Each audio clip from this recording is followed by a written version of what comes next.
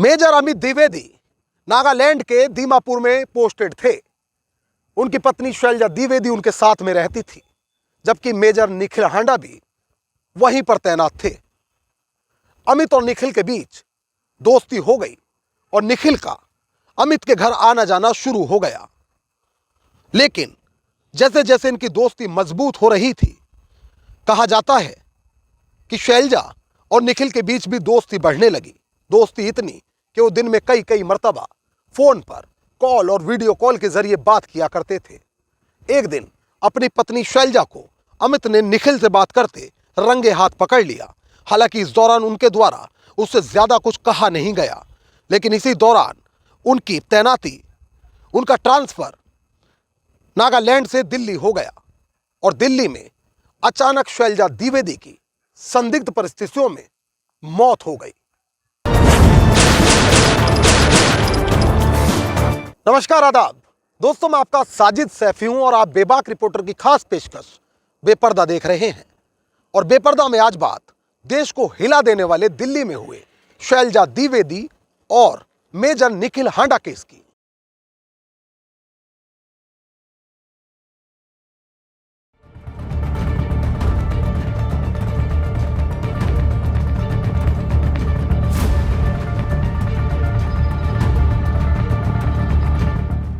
तारीख 23 जून 2018, वक्त दोपहर के करीब 1 बजे। स्थान दिल्ली का कैंट मेट्रो स्टेशन इलाका। यहां पुलिस को एक महिला का खून से लथपथ शव पड़ा होने की सूचना मिलती है। मृतका के शरीर पर गाड़ी के टायर के निशान थे, जिन्हें देखकर प्रतीत हो रहा था कि किसी अज्ञात वाहन द्वारा रौंदे जाने के कारण महिला की मौत हुई। खैर, पंचायतनामा की कार्रवाई के बाद शव को पोस्टमार्टम के लिए भेजा जाता है, जबकि फॉरेंसिक एक्सपर्ट्स को भी मौके पर बुलाया जाता है। फॉरेंसिक एक्सपर्ट्स जब घटना स्थल पर बारीकी से जांच में जुटे होते हैं, तभी उनके सामने कुछ ऐसा आता है कि वहां मौजूद हर एक के पांव तले जमीन खिसक जाती है।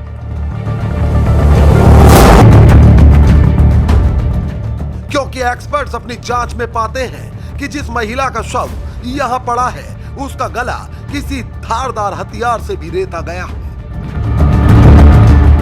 यानी पुलिस अधिकारी अब यह तो जान चुके हैं कि महिला की जान सड़क हादसे में नहीं गई, बल्कि उसे कत्ल करके कातिल ने उसे सड़क हादसे का रूप देने की कोशिश की है। मगर मृतका कौन है और उसका कत्ल किस लिए किया गया, यह पता लगाना अभी पुलिस के लिए बाकी था।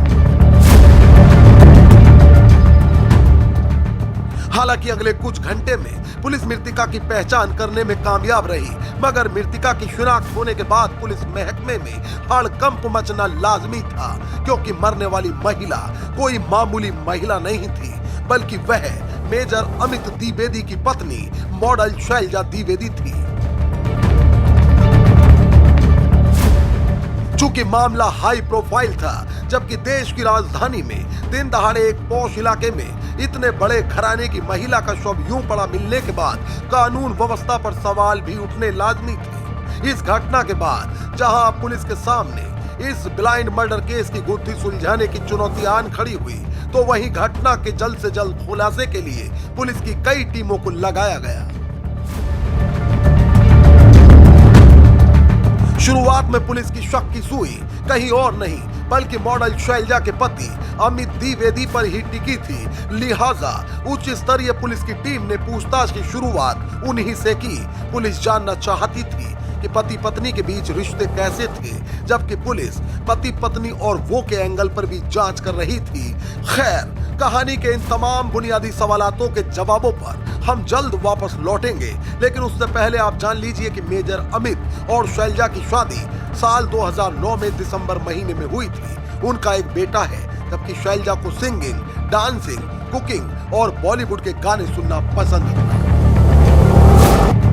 इसके अलावा शैलजा को जोक सुनना और खूब सारी बातें करना भी पसंद था। उसका मानना था कि अगर कोई सपने नहीं देखता तो वह कुछ हासिल नहीं कर सकता। शायद यही वजह थी कि उन्होंने अपनी फेसबुक प्रोफाइल में खुद को कॉन्फिडेंट, हैप्पी और लकी गर्ल बताया था। पति पत्नी एक दूसरे को खूब प्यार करते थे, मगर साल 2015 में इनकी जिंदगी में उस वक्त नया मोड़ आ गया जब शैलजा के जीवन में मेजर निखिल हांडा की एंट्री हुई। दरअसल दिल्ली से पहले मेजर अमित की तैनाती नागालैंड के दीमापुर में थी। अमित वहां पत्नी को साथ रखते थे, जबकि मेजर निखिल हांडा अकेला रहता था। इस दौरान अमित और निखिल के बीच दोस्ती हो गई और फिर निखिल का अमित के घर भी आना जाना शुरू हो गया। कहा जाता है कि इस दौरान शैलजा और निखिल के बीच नजदीकियां बढ़ने लगी और पति अमित की गैर मौजूदगी में शैलजा निखिल को कॉल करके उससे घंटों बात किया करती थी। कई मीडिया रिपोर्ट्स में दावा किया जाता है कि ये सिलसिला करीब 3 साल तक जारी रहा और एक दिन मेजर अमित ने पत्नी को मेजर निखिल से वीडियो कॉल पर बात करते रंगे हाथ पकड़ लिया। हालांकि इस दौरान मेजर अमित ने पत्नी को ज्यादा कुछ कहने की बजाय निखिल से दूर रहने की चेतावनी देकर छोड़ दिया, जबकि उसी दौरान उनका वहां से दिल्ली ट्रांसफर हो गया। वहीं मेजर निखिल हांडा ने भी अपना ट्रांसफर मेरठ करा लिया, लेकिन पति की हिदायत के बाद अब शैलजा निखिल से बातचीत का सिलसिला बहुत कम कर चुकी थी। वहीं निखिल को इस बात का बेहद मलाल रहता था। शायद यही कारण है कि उसने शैलजा को आखिरी बार मिलने के लिए बुलाया। निखिल के कहने पर फिजियोथेरेपी कराने के बहाने वह हॉस्पिटल आई।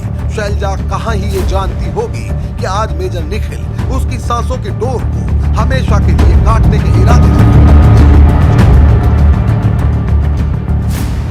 दरअसल जिस रोज मेजर अमित द्विवेदी ने अपनी पत्नी शैलजा द्विवेदी को फोन से मेजर निखिल हांडा से बातचीत करते सुना, तो पति अमित द्विवेदी ने पत्नी को बहुत ही प्यार से निखिल हांडा से दूर रहने की हिदायत दी।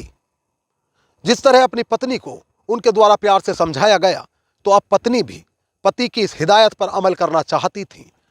शायद यही कारण था कि अब शैलजा द्विवेदी और निखिल हांडा के बीच बातचीत का सिलसिला लगभग बंद ही हो चुका था। मगर अब निखिल हांडा किसी भी कीमत पर शैलजा को हासिल करना चाहता था। शायद यही कारण था कि उसने बहाने से उसे आखिरी बार मिलने के लिए बुलाया। शैलजा नहीं जानती थी कि उसके आखिर मन में क्या चल रहा है, लेकिन वह मजबूर होकर निखिल हांडा से मिलने चली गई। जब निखिल हांडा ने उसके सामने उसके पति को छोड़ने की बात रखी, तो शैलजा नाराज हुई और फिर निखिल हांडा ने अचानक अपनी जेब से चाकू निकाला और कहा, अगर तुम मेरी नहीं हो सकती तो किसी की नहीं होगी। यह कहते हुए कहा जाता है कि मेजर निखिल हांडा ने शैलजा द्विवेदी को कत्ल कर दिया। इतना ही नहीं, इस कत्ल की वारदात को अंजाम देने के बाद निखिल इसे हादसे का रूप देना चाहता था। इसलिए निखिल हांडा ने शैलजा के शव को सड़क पर रखकर अपनी कार का टायर उसके ऊपर से उतार दिया। दरअसल जब दिल्ली पुलिस ने मेरठ से मेजर निखिल हांडा को गिरफ्तार किया, तो पुलिस ने पाया कि अपराध के बाद वह अपने कई दोस्तों के संपर्क में था, जबकि घटना के बाद वह मेरठ कैंट में अधिकारियों के मेस में छिपा हुआ था। इतना ही नहीं, जब दिल्ली पुलिस मेरठ पहुंची तो वह अपनी सिल्वर रंग की होंडा सिटी कार में वहां से भागने की फिराक में था।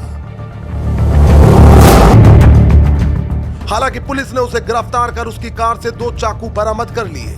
मीडिया रिपोर्ट्स के मुताबिक शैलजा द्विवेदी की हत्या की वजह लव अफेयर रही, जबकि निखिल हांडा और शैलजा द्विवेदी के बीच 2015 से दोस्ती थी। रिपोर्ट्स में दावा किया गया कि दोनों के बीच दोस्ती ऐसी थी कि जनवरी से लेकर घटना तक 3352 बार दोनों के बीच बातचीत हुई, यानी दोनों के बीच औसतन रोजाना लगभग 10 से 15 बार बात होती थी।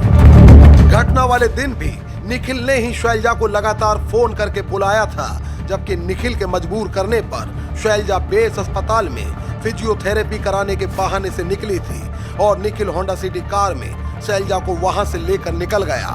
रिपोर्ट्स के अनुसार रास्ते में निखिल ने चाकू से शैलजा का गला रेत दिया और मर्डर करने के बाद निखिल ने अपनी कार का पहिया भी शैलजा के ऊपर चढ़ा दिया। गौरतलब है कि निखिल इस वारदात को एक्सीडेंट का रूप देने की कोशिश कर रहा था, मगर ये कहानी सबक है उन लोगों के लिए जो कोई भी गुनाह करने के दौरान कानून की नजर से बच निकलने के झूठे ख्वाब संजोते हैं, क्योंकि अपराधी कितना भी शातिर क्यों न हो, कानून के हाथ एक न एक दिन उसके गिरहबा तक पहुंच ही जाते हैं। मोहित भाटी के साथ न्यूज डेस्क, बेबाक रिपोर्टर। तो दोस्तों, फिल वक्त मुझे दीजिए इजाजत, लेकिन यदि आप चाहते हैं कि बेबाक रिपोर्टर पर बेपर्दा के एपिसोड्स का सिलसिला आगे भी जारी रहे तो हमें सपोर्ट करिए, हमारे वीडियो को ज्यादा से ज्यादा लाइक और शेयर करिए। इस रिपोर्ट को लेकर आपकी क्या राय है वो हमें कमेंट करके जरूर बताइए। एक नई कहानी के साथ हमारी आपसे फिर होगी मुलाकात और बेबाक रिपोर्टर पर फिर एक नया चेहरा होगा बेपर्दा। तब तक के लिए आदाब, नमस्कार, जय हिंद।